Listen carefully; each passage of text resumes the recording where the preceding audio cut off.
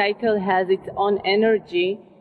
So can you tell us how can we use this energy that the moon gives us in every cycle so we can benefit our lives? And also, how does it connect to the women's monthly period? Thank you. Well, energetically, they are deeply connected with the vibrations of emotionality. So you can explore different aspects of your emotionality during the different cycles of the moon. If you're asking for a physical explanation, well, you can look that up on your own in your internet because it's easily understood why there are different phases of the moon with regard to its position in its orbit around your Earth relative to the sun. But the idea energetically is that you can use it to gauge the idea of energy within your physical and emotional systems to represent the idea of the waxing and waning of life, birth, death, so on and so forth, in any way, shape, or form that you desire to use it according to the permission slip that you've attracted to use and the definitions that you apply to that particular permission slip. So we leave that up to you, but it's strongly connected to the vibrations of your emotionality and your physical cycles because it represents the whole idea in and of itself of cycles in physical reality, of light and dark and in between. Hello, Bashar. Nice to speak with you again. And to you, good day. So I spoke with you some months ago, and you suggested one thing for me to do is to get an animal companion. Yes. And I said that I travel too much. And I thought I was going to stay somewhere, but I started traveling again, and I kind of just enjoy it too much. Is there a way that I can just interact with the pets and animals I meet along the way? Absolutely. Animal companions don't have to necessarily live with you all the time. You can trade them out per location. Okay. What I noticed about the animals that kind of made a difference is how cats can kind of come and they want affection and then they go away. Yes. Is that sort of what you were suggesting? It's like you don't always need it. It just comes and goes. Correct. And cats are very adept at sensing exactly what you need and sensing when you don't need it. Yeah. So about the subject of traveling, I really wish to keep traveling a lot. All right. We'll keep doing so. Though I also thought about buying land as an investment in a place that really feels like somewhere I keep coming back to. All right. Well, you can do both, you know. I'm not sure if I feel excited about it because it feels like a lot of work and my main motivation is kind of financial. So I don't know. All right. Stop. You have to examine whether or not you're dampening the excitement with your negative definitions. Because when you say, well, I'm not sure if I feel excited about it, then obviously you don't feel excited about it. And the idea is that you have to determine whether or not you're killing the excitement with your definitions or whether it's truly not your excitement. So you have to have honest self-investigation about all the things you think that buying land is going to do that will bring you down to a level where you won't enjoy your life, and find out if those definitions are actually true or if you're just buying into things that have nothing to do with what could actually be experienced by you. So when you do that, you will know clearly whether or not buying land is truly representative of your passion or not. And if it does turn out to be representative of your passion, then by definition, buying land would never interfere with any other expression of your passion like traveling. They would work harmoniously together. Thank you. That's very clear. All right. Is there anything I can personally do to accelerate the open contact besides following the formula and what I'm already doing? No. Okay. I've had this idea to make an open contact festival or retreat or restival specifically for those who are excited about ET contact. That's a good idea. That's a good idea. And since that's an expression of following your passion, that's what will accelerate the possibility. Okay. But is there anything specific about that you'd suggest? Do what you believe needs to be included as long as it's in alignment with your true passion. Okay. It will be exactly what it needs to be. I also want to expand my audience and share more of my gifts. Do you have any suggestions for that? Can you put yourself farther out? Can you advertise yourself broader? Yeah, maybe I need an assistant for that because it's kind of challenging. All right. Allowing yourself to attract an assistant can be representative of your passion. We're not saying you have to do every single aspect of something you're passionate about. Attracting someone to help you can be part of your passion. Okay. I often get caught in like comparison with other channelers and energy workers and astrologers, and I When feel you like say you get caught, what do you mean? I compare myself, or I think that I'm not good enough, or You have no business comparing yourself to anyone. You're unique, they're unique. You cannot compare yourself to anyone. It doesn't work. So you have no business doing so. okay. Do it the way that works for you. Okay. So I have a question about like moving too fast in life. I feel like I move really fast and I really love it. And Then slow down into your true pace, and you will move as fast as you can possibly go. Sometimes you have to slow down to go faster. If you are moving fast truly because you love it, then that's one thing. But if you're moving fast because you're desperate to think that you might miss something or won't accomplish something, then you're doing it out of fear, and it's not your true pace. Your true pace will feel fast enough when you align with it. Okay. So again, always examine why you're doing what you're doing in the way you're doing it. If you're doing it because you think you're going to miss something, then that tells you you're doing it from a negative fear-based reason. Slow down and trust that the way your life unfolds and the rate at which it unfolds is perfect. When you find the true pace, it will feel absolutely correct, and everything that happens will fall into place in perfect timing. Remember, it's not about time, it's about timing. And what about if I have a lot of like desires or cravings for like coffee or cacao, things that make me move faster? Again, you have to examine why you're doing that. Because again, if you're doing it for negative fear-based reasons, it's not going to work for you and it will burn you out. What's your hurry? What is your hurry? I don't know. I just want to accomplish as much as I can and experience. What is your hurry? Do you not understand? Do you not understand that if you actually are synchronized with your perfect timing, that you will by definition accomplish everything that you actually chose to accomplish in this life? But that paradoxically, if you actually force yourself to hurry up and rush ahead, you actually will miss several of the things you wanted to accomplish because you won't be in the present, which is where they need to happen. You'll be rushing ahead, thinking of the future, hurrying up to be somewhere you're not, instead of being where you actually are, which would allow things to manifest much more quickly. Because things can't manifest when you're not present. So sometimes, again, as we say, you may need to slow down a little bit in order to actually help things move ahead more quickly. That's very clear. Thank you. You're welcome. Do you have thoughts on polyamory? Whatever it is that someone is attracted to do that is in agreement by consensus with everyone else, as long as there is clear communication about what is going on with everyone so that they are making a conscious choice in those arrangements, then that's fine. Is there a way to kind of transcend jealousy in those settings, or is that always a part of our human experience? No, it is not. Jealousy means you think you're missing something, that you're not getting what you need. It is a poor me situation. I'm deprived definition. Right.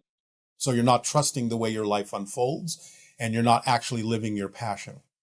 Yeah. I finally met somebody who feels like a good match, but since that happened, it feels like I've like lost a lot of my desire. It's almost like I was more into the chase than actually having. I don't know if there's any way that I can really drop in. Then do an investigation about what it is you actually got out of that and the reasons for why you experienced it in the way that you did. You need some honest self-investigation about why you choose to do the things you do. So take some time to do that. Don't be in a hurry to do anything else other than figure out why you do what you do. That's what will help you the most. Thank you. You're welcome. When people exchange sexual energy or even kiss, some people say that there's like a DNA transfer and that people take on energy from others. To what extent is that true? And how long does that energy stick around? The idea is you are simply matching frequencies with the other being, and it sticks around as long as you desire to match frequencies with them. And then when you change your frequency... Some people are very dogmatic about that. I understand. Do you have any perspective on the importance of gay, lesbian, and bisexual people and other queer people in that planetary evolution or ascension? It is important for the evolution on your planet because it shows people on your planet that there are many different ways to express the soul and love. And on individual levels, is there something more significant that we can cultivate? Well, it can be. Yes, it can be, but we're going to leave that up to every individual who experiences it. That was all of my questions, too. You answered every single one. Thank you very much. You're amazingly synchronistic, and I love you so much. We love you unconditionally. Please move forward in your life in the best possible way for you, paying attention to why you do what you do. That's all you need to do. Okay. I hope to meet you soon. I hope that all of our extraterrestrial friends can land and we can have a big party. Someday that will be possible. I look forward to it. Thank you, Bashar. You are welcome. Well, you don't need to wrap your head around that. It's the information that is important. It doesn't matter whether you believe we are who we say we are. It's simply a methodology of delivering information, and if the information is applied in your life, the proof of the pudding, as you say on Earth, is that the information will make the changes in your life that are important. It doesn't matter whether you believe the source of the information if the information works for you. Oh, okay. Recently, I read a book on a lady's experience on a near-death experience. Yes.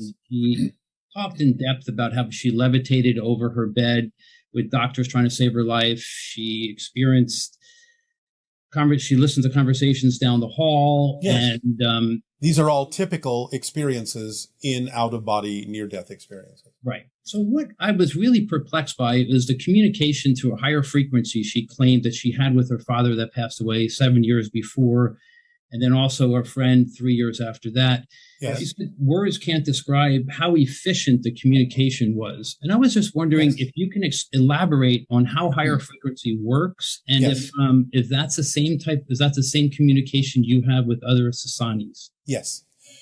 The idea is that all information exists at the same time. Time is an illusion. So the idea is that when a concept is formed, all the information having to do with that concept is there all at once in a non-verbal way. The idea is that even going on in this channeling, in this transmission, when someone asks a question, all the information is there and it is delivered by us all at once. It simply takes time to unspool through the channel's brain and translate into the language that you understand, because I'm not speaking English. I'm simply sending telepathic thoughts, telepathic concepts that are whole unto themselves and contain every part of the issue all at once. Whatever then needs to be unspooled and translated into your language takes time. But the original communication is there instantaneously, all at the same time. That's how it happens in non-physical reality. There's no verbal communication. It's all about resonance. It's all about vibration and matching frequencies. When you're on a certain frequency level, you understand exactly the things that are commensurate with that frequency level. So it's about matching frequencies and receiving all the information at the same time that is germane to that particular frequency. Does that answer your question, or is there some specific thing you want to explore? No, that does, actually, because she was able to describe having listened to conversations down the hall, realizing her brother was traveling from a distance to come see her. So she was able to gather all this and realize everything all at the same time. So yes, on that level, it's holistic and holographic. Is there how can we emulate that more on Earth? By following the formula and opening up to following your passion and being in a state of love all the time. Because when you are in a state of love, when you're following your passion and doing what you love to do, your frequency automatically raises. And when your frequency raises, it becomes a more sensitive receiver and an antenna to receive higher dimensional information. That actually dovetails into my next question. How synchronistic. About death. Every person who claims to have a near-death experience, they all say the same thing about blissfulness and peacefulness and unconditional love. And and I just wonder what is this place? Is it is it a state or is it a place, or how do we it's both. It's how do we create that? It's both. The idea is to understand that what you translate in your physical reality as the concept of unconditional love and bliss is actually the frequency of existence itself. So in that state, when you remove yourself from some of the limitations you impose upon your consciousness that have to do with limitations of space and time, you are more adept at perceiving directly the frequency of existence itself. And that is that unconditional support and love that you talk about from the physical perspective. Okay. Now, regarding spirits, Yes. how are some spirits, do some spirits linger in this state? Yes. And why do some spirits choose to remain like on Earth? Recently, they're not on Earth per se, but they're in what might be termed the lower astral realms that are close enough to the physical vibration that they might sometimes be perceived by those sensitive enough to see them. There are different layers of frequencies in the afterlife, so to speak. And those that may feel they have unfinished business may linger to deliver a message wherever they can. Those that feel they need to guide someone else who is having a difficult time may linger to be a spirit guide for them. And there are those that sometimes die based on their belief systems that feel like they don't even know that they're dead. So they may continue to act like they're trying to live their physical life and perhaps be confused about why certain people can't talk to them or see them anymore, but be lost in their confusion because of fear and negative belief systems that they harbored when they were alive that doesn't allow them to understand they can open up and go further into the spirit world. So there are many reasons, as there are individuals who may choose to remain close to the physical vibration of Earth. Okay. Yeah, that explains a couple of the questions I had after. Now, is this self-selected, or is this self-selected by them to linger behind to finish? Well, as I said, some of them select that consciously, and some of them may not know they have an option to move on. It depends on what belief systems you hold on to most strongly when you die. But eventually, people either in physical reality or in spirit can be guides for them to remind them and let them go that they have crossed over, they are now no longer physical in the same way, and that they can move on to higher and higher levels if they so desire. So they will always have help, but also sometimes they may have to go through a particular process in the same way that people on Earth have to go through certain processes to make certain realizations. Just because you're in spirit doesn't necessarily mean you're finished with a particular process. However, the majority of people, especially in this day and age on your planet, are aware of such ideas and therefore are less likely to remain earthbound, as you say, because they know that they're starting to hear stories of near-death experiences, shared death experiences, and the bliss and peace and joy and love that goes with it. And that can actually color exactly what they're able to experience when they do die. Wonderful. I recently had a friend that passed, and Yes. Is there a way for me to raise my frequency to communicate with him? I just told you, follow the formula, follow your passion, because it raises your frequency, and then synchronicity will take over, and you will know when you have received a communication. Now, for most people, it's a little easier to receive those communications when you're asleep in your dreams, because then your physical mind and all of its insistences are out of the way. But yes, by following your passion, you can allow the physical reality to become a little bit more lucid and allow more flexibility of communication with higher frequency dimensions like spirit. And synchronicity plays a big part in that. A lot of times a message delivered from spirit will not necessarily come with trumpets or voices or things like that. They will often use what's easiest and in front of your face already by simply making a very soft suggestion that today on your walk you will turn left instead of right, because they know that if you turn left instead of right, you may overhear a conversation that reminds you of them or see something that reminds you of them, and then you will know that that unusual synchronicity, that unusual choice to make a difference in your walking path is actually a message saying, hi, I'm here. And I just had to tell you, just had to urge you to go one way or the other to know that there's a message from me to you. That's more often than not how spirit will do it, because physical minds are so limited and so focused that it's easier to use what's already in front of your face to get the message through. That's fantastic. One other thing is I recently heard an audio of this gentleman explaining, and he had a memory of his soul attached into a pre-fetus. Yes. And how he was scared and how he had to lower his frequency to get down to the fetus level.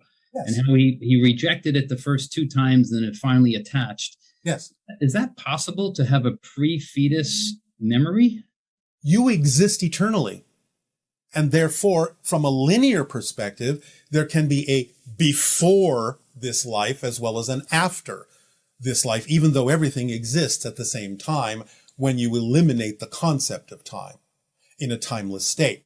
So yes, spirits can experience certain ideas previous to the idea of making the choice to have a physical experience, and that can be many different kinds of experiences.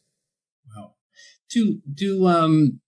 The attachment process is interesting to me. Do the souls choose the fetus, or is the fetus choosing the soul, or is that selected by... Well, in a sense, from your perspective, it would be more like the soul choosing the fetus. You choose everything.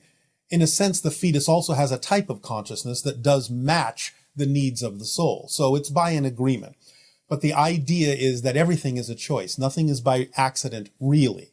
You choose your family, you choose in many ways the situations and circumstances that you believe in that life you need to learn what you are choosing to learn for your own soul's growth and continuation. Wow. Thank you, Bashar. Appreciate it. It is our passion and our pleasure, and we bid you good day.